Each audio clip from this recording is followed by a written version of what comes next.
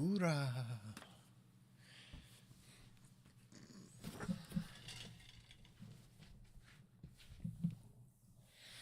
Whoa.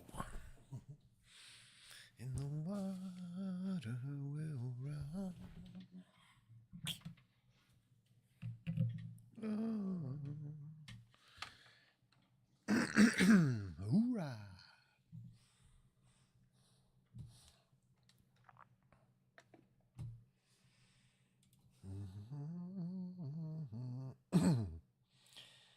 Yeah, so watch a little Philly D and then play some BG3. Hee hee hee.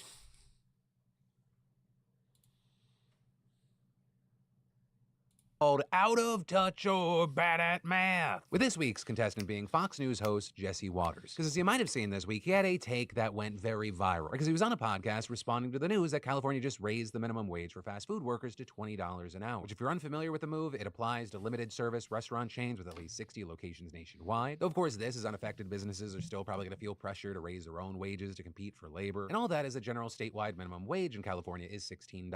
And, with this news, we saw a lot of different reactions. With a lot on the left celebrating the reforms as a victory for workers' rights, with supporters saying it's the least California could do to help people with the rising cost of living, and it should actually do even more. But this is you have a number of people on the right saying, no, employers are now going to have no choice but to either lay off staff and or raise prices or even go out of business. And among those not happy with the move was Jesse Waters, who said that fast food workers simply don't deserve that money. Wait a minute. I need to go ahead and stop right there. Right there.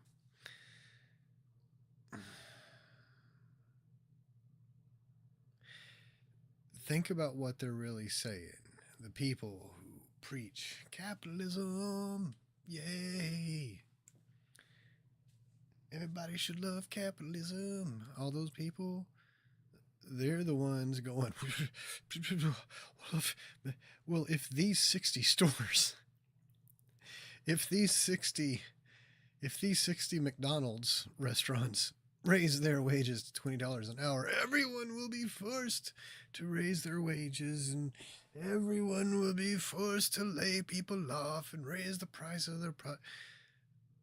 So what they're really saying is McDonald's shouldn't be allowed to pay its workers more money if it wants to. That's what they're really saying. I mean, it's 60 stores. These 60 stores should not be allowed to pay their workers more if they want to. And the only reason we're talking about it is because it went public. If they would have just done it and then just not said anything about it, we wouldn't be talking about it. But Republicans need something to cry and be outraged about. And they never think before they speak because they're incapable. So they do this, and then they don't realize, wait a minute. I'm arguing that this capitalist company in a capitalist society should not be able to pay its capitalist workers more capitalist money if it capitalist wants to. So what are you going to do? Have the government intervene? God, idiots. Try to make his point, he decided, hey, why don't I try to do some math? And if you haven't already seen this clip, let's test it out with you as well. When I tell you that fast food workers are going to be making $20 an hour, how much do you think that is as far as a yearly wage? What is their yearly salary? I'm giving you 3, 2...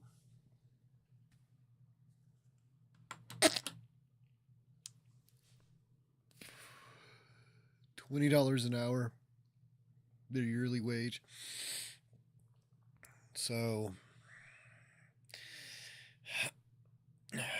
$20 an hour at 40 hours a week.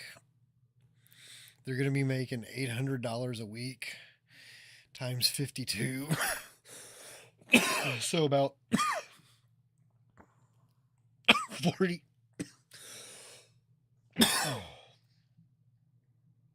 52 weeks in a year. So 41.6K.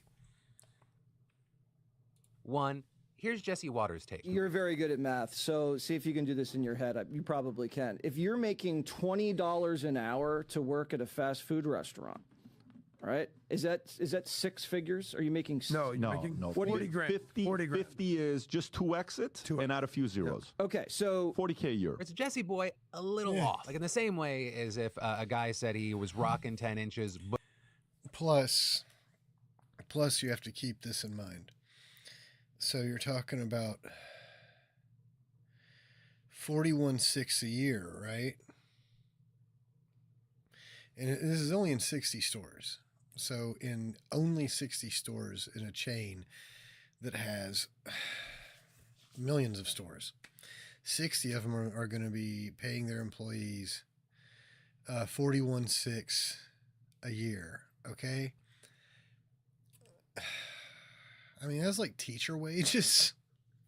And it's sad that teachers only make that much. But, I mean, that's like competitive with, I mean, like some retail stores, you know, I mean, like it's still like you're still in the range of service job pay. Low end, you know, you're making like factory line worker pay. But, I mean, but we're talking about they're going to be raising these wages to 41.6, and you know, and mainly in an area where rent is, we're talking like sometimes as much as $2,000 a month for a single bedroom home. You know, so that'd be like one person living there. So one person paying $2,000 a month. Well, I mean, there's like, once again, 52 weeks in a year. So if they're paying $2,000 a month in rent, once again, 52. Well, no, $2,000 a month. So you've got 12 months. So you're already taking 24 grand of that 41K just in rent. So half of that is gone, and all you've done is paid rent. Over half, my bad, over half is gone. And all you've done is paid your rent. You haven't paid your utilities. You haven't bought any groceries. You haven't bought any clothing. You haven't paid for your transportation to and from work.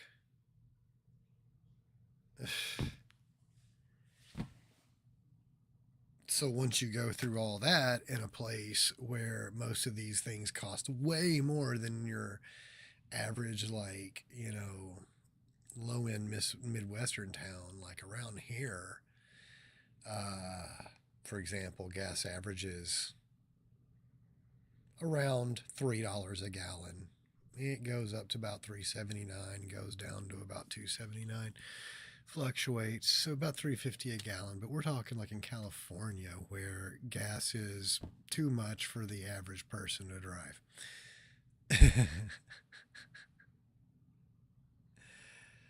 So, you know, you're getting a bus pass. That's not going to be cheap.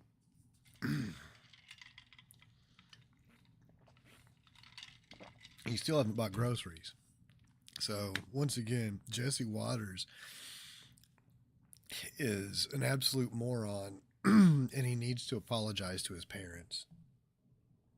but only had 4. But then Jesse, he goes, you know, I know how I can save face here. I'm going to jump from an individual worker to a family of fast food workers. And so he took a second swing at math. So, and then if your husband or wife is also there, you're making $100,000 as a family. Sure. Both working at McDonald's? 80 grand. That is, okay, that's crazy. My man fucked up 40 times 2. Why have we lifted so many unserious people to serious positions? Yeah, even 2 workers making $20 an hour do not approach 6-figure incomes, and that's without mentioning taxes. But for Jesse, him being wrong back to back, that's not the point here. He still says it's still too much.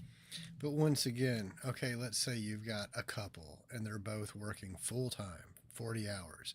But see, McDonald's is going to be employing people 32 hours, but we're going to say 40. So let's just say, so now they're making 80. So what did I say? 41.6. So now they're making 82. 83.2.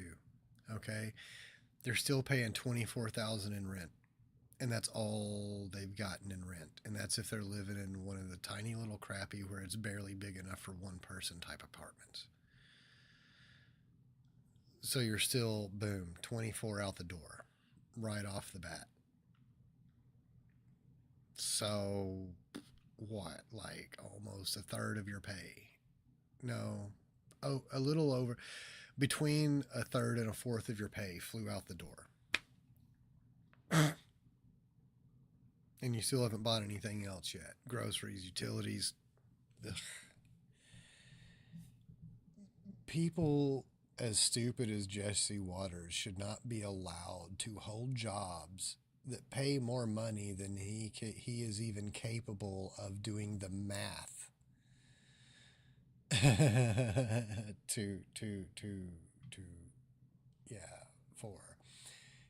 because like, I mean, clearly if you asked him to do the math on, break down, he probably doesn't even know how much he makes a year. A lot. People as stupid as him should not be allowed to make as much money as he does and work in the types of job that he works in. That is crazy, because that job really doesn't require much. And so with Clearly and he does, and Jesse Waters is a job that requires less. He literally does a job that literally requires less. He does less work than a McDonald's worker. He does in every way, in every shape, in every form. Jesse Waters does less work than a McDonald's worker, yet he makes 100 times more. And what he essentially does is this rich, like Rupert Murdoch dude wanted to hire people, wanted to pay people who would be dumb enough to completely embarrass themselves on television for money. That's what it was. I'll pay you enough money to make an embarrassment out of yourself and your entire family name. And that's what Rupert Murdoch does. And so, people like Jesse Waters are like, sure, I'll do that. You can pay me to embarrass my entire family, my entire lineage, and several generations of my, forebears, whatever they're called, descendants. Several generations of my descendants will have to change their name. those moments going viral, unsurprisingly, we saw those on the left skewering him. Working in fast food is incredibly difficult. It is taxing to your body, to your soul when you're dealing with customers all day long. McDonald's workers do more work than she does. Looking down at workers, people who want to make McDonald's workers do more work than Philip DeFranco does. An honest living, and demanding that they get paid less for their work is just incredibly gross. That's insane. What does your job require, you asshole? You don't do anything. You just sit there, sexually harass the staffers, and just read whatever your producers wrote on a teleprompter, you donkey. How much does Jesse Waters make? I'm gonna look this up right now. Let's take a look. Let's figure it out. Jesse Waters' salary. $5 million a year. You know, with all that, especially because so many different people in so many different places, they watch. What does Jesse Waters do that's worth $5 million a year? I would challenge, I've got 0 viewers. I don't give a shit. But anybody watching this in the future, I challenge anyone to justify his $5 million. This show. I gotta ask you, what are your thoughts here? And understandably, there's 2 stories. One, I mean, what are your thoughts on Jesse Waters just making an ass of himself trying to do math? But also, 2, what are your thoughts when it comes to the minimum wage? You know, someone that's lived in California for a while, I'm more familiar with the costs here. So that's gonna affect my thoughts on what the minimum wage should be. And so if you're in another state where the cost of living is lower, you might have a different take. But also, if I can add one thing, and it is something that I have a gripe with. The argument, and this is kind of very more focused on like the food services industry or coffee shops or just things that aren't traditional traditional restaurants. I think a lot of employers have the knowledge that they are not paying their employees enough. And I think part of that is showcased with the fact that how has everything in the last 5 years become a tippable transaction? And I say this as someone that tips every time. But for things as small as like I'm buying a coffee at a coffee shop, there's a turn of the screen at that transaction now. Either reading 15, 20, 25%, or some places 20, 25, 30%. And understand that's been embraced because employers do not want to raise the price of their products and they don't want to pay their people better. But they're still passing off an extra cost to the consumer. It's just that they're doing it in a way that's not technically that, and it's an awkward interaction for a lot of people. It just becomes about optics. They don't want you to see prices that raised 15% so they can,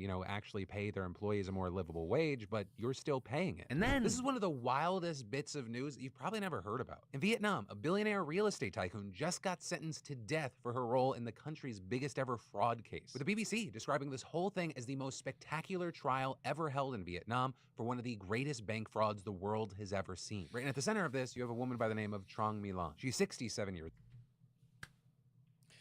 Okay. Normally, I am very much against capital punishment. I have strong feelings. Everybody has their reasonings for being against capital punishment or for. Which is why I do say this with a bit of a smirk and a grain of salt and a tip of the cup. But yeah, my reasoning for being against capital punishment is a country that still has to deal with people being wrongfully arrested, wrongfully jailed, and people being wrongfully put on death row, wrongfully given life. I mean, people just being wrongfully jailed to begin with, just like shouldn't have even been arrested. In a country full of corrupt cops, corrupt prosecutors, and corrupt judges, and no reasonable way for the citizenry to hold them accountable or fight against them. In a country dealing with that country should not have the power to execute its criminals, because you're going to be executing people that should not be imprisoned in the first place. Now, with that being said, in an instance like this, where you've got somebody this dead to rights on this much,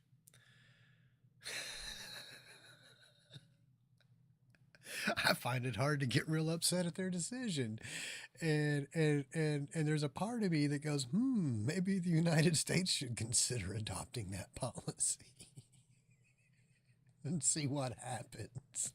Years old, and she was found guilty of embezzlement, bribery, and violations of banking rules, with prosecutors saying that the total damages amounted to How about the U.S. adopt that policy and see how long it takes Elon Musk to fucking move? $27 billion. Right? And so basically what happened is that Lan managed to accumulate over 90% of the shares of Saigon Commercial Bank. And that, even though Vietnamese law prohibits anyone from holding more than 5% of the shares in any bank, with prosecutors saying that she circumvented the law through hundreds of shell companies and people acting as her proxies. And then with that power, she appointed her own people to senior positions, who she then ordered to approve hundreds of loans to the network of shell companies that she controlled. And over a period of 11 years, from 2012 to 2022, those fake loans reportedly accounted for 93% of the total credit the bank had issued, with Lan herself actually keeping $4 billion of cash in her basement, which just is a fun fact, a way to contextualize this. Even if all of that was in Vietnam's largest denomination banknotes, that would have weighed 2 tons. And then on top of that, she allegedly sent a $5 million bribe to a former chief inspector at the central bank, which also notably that inspector has been sentenced to life in prison. And also, it's important to note it's just not those two. Lan was actually tried alongside 85 others in this case, with nearly 2,700 individuals, including 200 lawyers, being summoned for this 5-week trial. And all the documents related to the trial kept in 105 boxes, apparently weighing over 6 tons. Which also brings us to the broader context of this trial, which is that it is part of a massive push to crack down on corruption in the country. In fact, it's a campaign known as Blazing Furnace, and it's led to the indictment of thousands of people and the resignation of 2 presidents, with experts saying this is the most wide-reaching anti-corruption campaign in the history of the Communist Party of Vietnam, which is also why this trial has been so widely publicized. They want to put on a show. They want to make a statement. In fact, David Brown, a retired U.S. State Department official with long experience in Vietnam, telling the BBC, there has never been a show trial like this. In the communist era, there has certainly been nothing on this scale. So with that, I think, with so much information coming from the state and state media, it is good to take all this in with a healthy degree of skepticism. Also, with saying that there's really nothing to indicate that the charges against Salon are politically motivated. And though she's denied the charges, her defense apparently has been that she joined the banking industry without sufficient experience, with her blaming a, quote, lack of understanding of legal matters. Though I will say, it is very hard to imagine someone pulling off a scam like this by accident. Though this also, as there is a massive debate around the death penalty in this case, with depending on where you go online, people very split on this. Some saying the death penalty for crimes involving money, that's absolutely crazy. But then you go somewhere else, and others very supportive of it, arguing that. Well, I mean, that's the thing, right? I mean,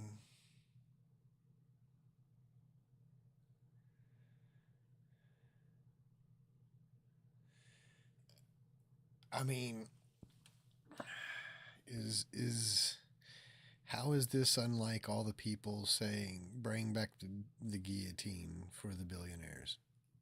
I mean, is this not the guillotine for the billionaires? Involving money, that's absolutely crazy. But then you go somewhere else, and others very supportive of it, arguing that statements like this have to be made in a world where large companies and top executives usually just have to pay fines. But with all that said, I gotta pass the question off to you here. Where do you land on this? And then, most people have experienced the same I mean, I'm going to tell you right now why most people are going to be against life imprisonment. It's because someone like her is never going to, I mean, even in America, someone like her would never step foot in a regular everyday prison. She'd end up being in one of these, one of these rich people prisons.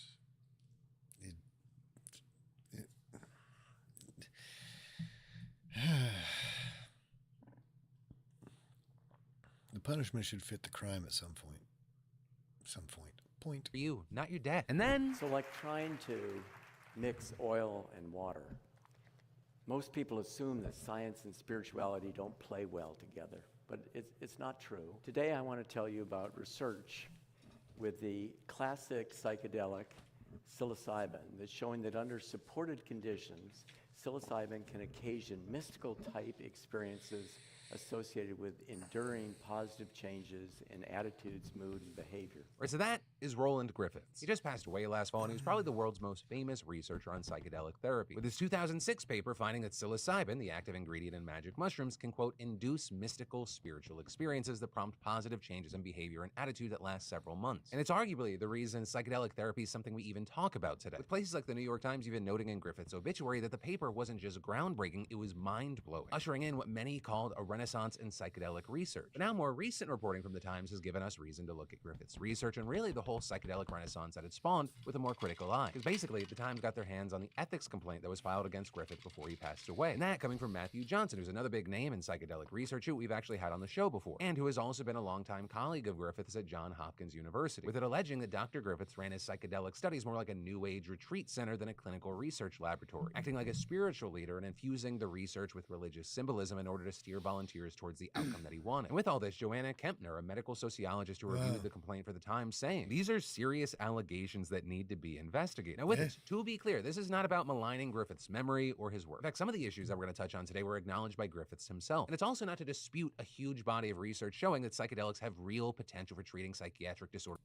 .com/PDS. And then I'm really interested to know what y'all are going to think about this, right? Because moms accused of neglecting their children are getting paid $500 a month, right? And that because this is actually part of a program that'll study whether extra income can improve the lives of families enough to prevent the need for the government to take away children and separate families. It's being run by the anti-poverty organization Mothers Outreach Network in conjunction with the Harvard Law School's Access to Justice Lab. And the idea is to see if you give low-income families more money, does it help mitigate the problems that contributed to the neglect in the first place? With the program specifically distributing funds to 12 low-income black mothers in Washington, D.C. who were investigated for child neglect by the district's Child and Family Services Agency. And so from now until October, those 12 randomly enrolled mothers will receive $500 a month and then get a lump sum of around $3,000. Right? And more specifically, this study focuses on people who have had claims of child neglect investigated and substantiated by the CFSA, but who are also still allowed to keep their children at home. And as it turns out, that's not necessarily uncommon, right? As neglect can be defined as a range of things like a child lacking food, shelter, supervision, or education. And so as a result, officials can take a range of actions depending on the severity of the neglect, like offering child care resources for less serious cases or removing children from homes for more serious ones. And Jim Greiner, the faculty director at the Access to Justice Lab, he made clear that mothers won't be eligible for the program if the neglect allegations against them were severe enough to have their child removed from their home. But also with this, you have some people saying, hey, neglect is neglect. Why are we paying people who neglect their children? That's something that Greiner's even acknowledged, conceding that some people might think it's a terrible idea because it's going to provide a monetary incentive to neglect children. With that, adding that others think that there's types of neglect.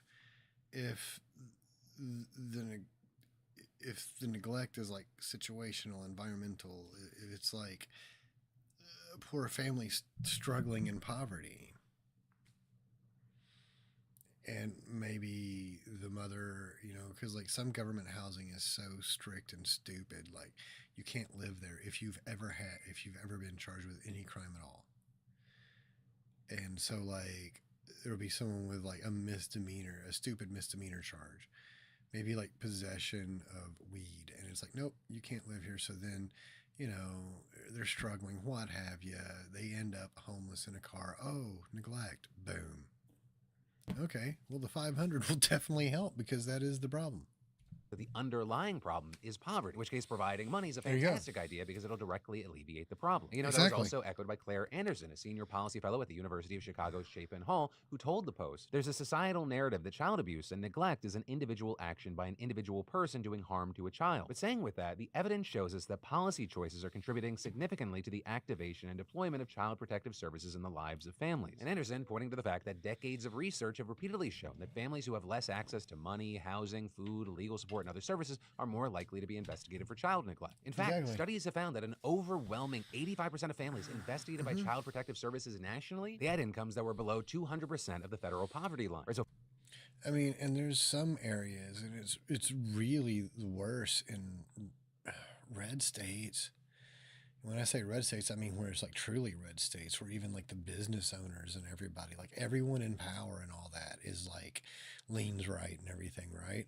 And they'll have these like fucked up hiring practices where like, you know, like the guy running the factory is a right-wing dickhead, and like you got this perfectly good worker who maybe had some drug charges, like when he was, you know, like somewhere 18 to 24, had some drug charges, but now here he is like, you know, like 35, trying to turn his life around. And it's like, no, you're still a druggie in my eyes. And they really get like that. And cops really get like that, you know? And so now this guy can't get a job and he's struggling.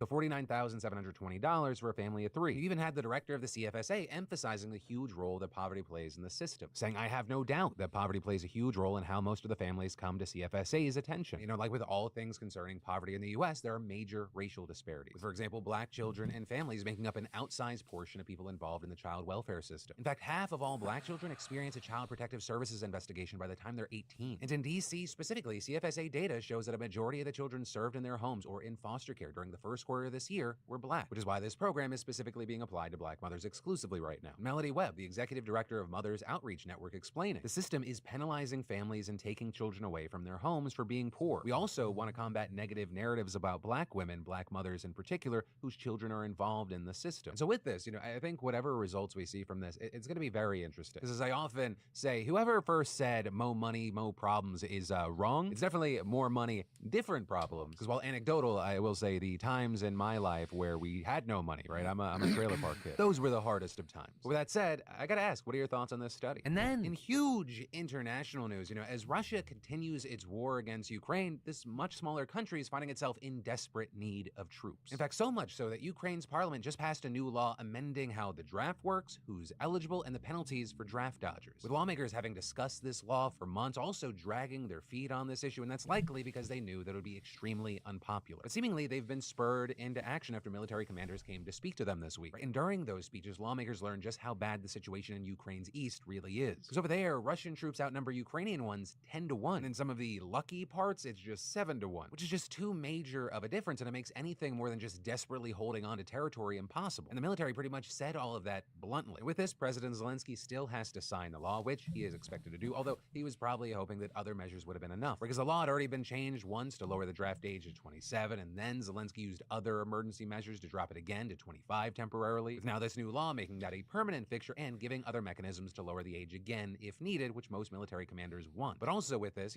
that is ineffective without up-to-date information about would-be draftees. So the law now gives Ukrainian men 60 days to update their draft information, or they face penalties. Although notably, those penalties aren't nearly as bad as the early versions of the bill wanted, with this version instead being just large fines and really kind of a slap on the wrist in the grand scheme of things. But just updating that information alone is expected to help a ton. Or imagine if the US implemented a draft again, they relied on the selective service card that men filled out when they were 18. Most of us don't live in that same spot anymore, and we aren't required to update it. So that information would be so out of date that it's borderline useless, which is exactly what Ukraine's struggling with. Also, since I think it's understood that getting drafted into the military, that just sucks, Ukraine is also trying to offer a carrot, right? Try to make things a little better for those who decide to volunteer.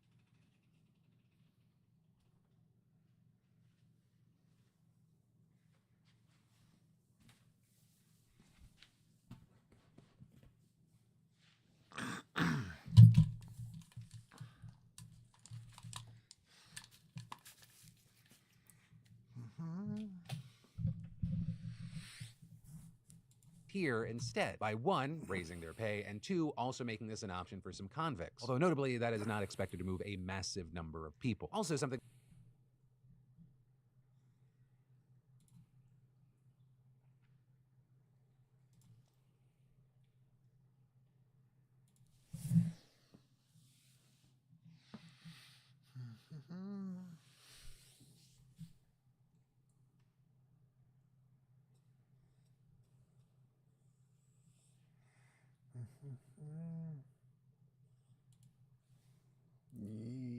Yes. Oh. Yeah.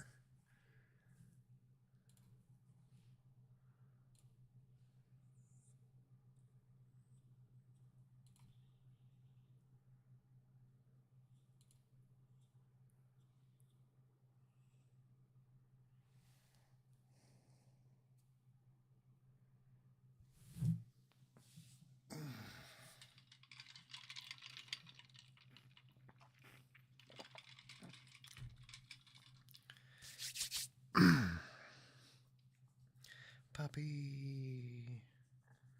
Puppy power.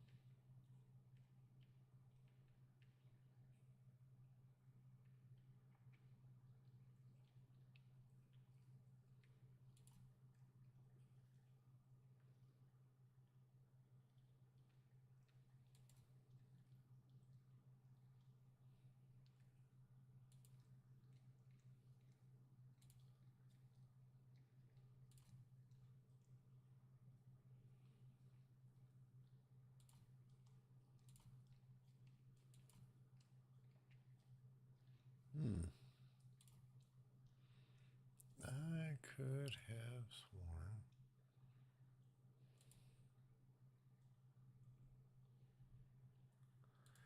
Oh well, guess not. Cubic.